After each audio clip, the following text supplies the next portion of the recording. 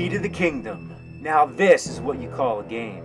As a kid, it was one of my favorites. On the cover you see a wizard, a warrior, and a dragon. You know you can't go wrong. The game looks complicated, but you can learn it as you play. It's a pretty quick setup. You just pick your players here. You got purple, gray, blue, green, red, and poopy brown. You have all these treasure cards. You hide them at random in the dungeons. One of these cards is the key, and that's what you need. All players compete to find which dungeon has the key, and once you get the key, plus one other treasure, you need to go back to the start to exit the kingdom and win the game. Each player gets a handful of equipment cards. These come useful when you're in a hazard zone. You might need the food to throw it to the wild boar or a rope to climb out of the rat pit. When you approach a hazard, you get out the hazard book to find out how to deal with it. For example, I have to cross the bridge in 2 rolls or less, or else I wake the giant. When you get to the dungeon, you fight a monster. This is where it gets really fun. You draw a random monster card. Some of these are totally insane, like the insectoid witch, the alien stalker, the demonic dwarf, the gargantuan cockroach, and the flying werewolf. Each monster has its own rules. For example, to beat the putrid poltergeist, you need a grappling hook and you have to guess if the total sum of 3 rolls will be higher or lower than 13.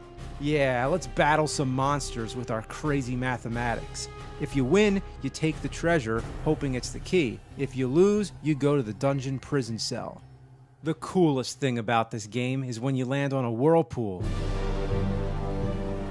Whoa! The world is expanding before our very eyes. That's right, the game gets bigger. I always enjoyed not telling my friends about this part until it happened. Many drinks were spilled and many bowls of potato chips were knocked over. Oh, and what happens if you get trapped in the folding of the board? Well, you have 3 rolls to get out, or else you die. Oh, God. Well, he's dead. Now that the world's expanded, there's a living forest, the tiger pen, the well of doom, and plenty more dungeons.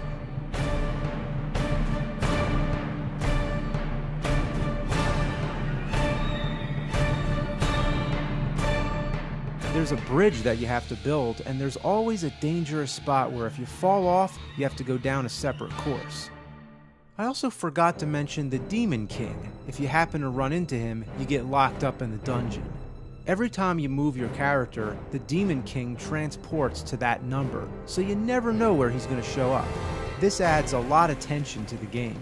Once somebody finds the key, that's when it gets real intense. The other players have a chance to steal the key. If you're the one with the key, you want to make it out of there fast, because right now, everybody else is against you. If they get to the whirlpool first, they might close the board on you.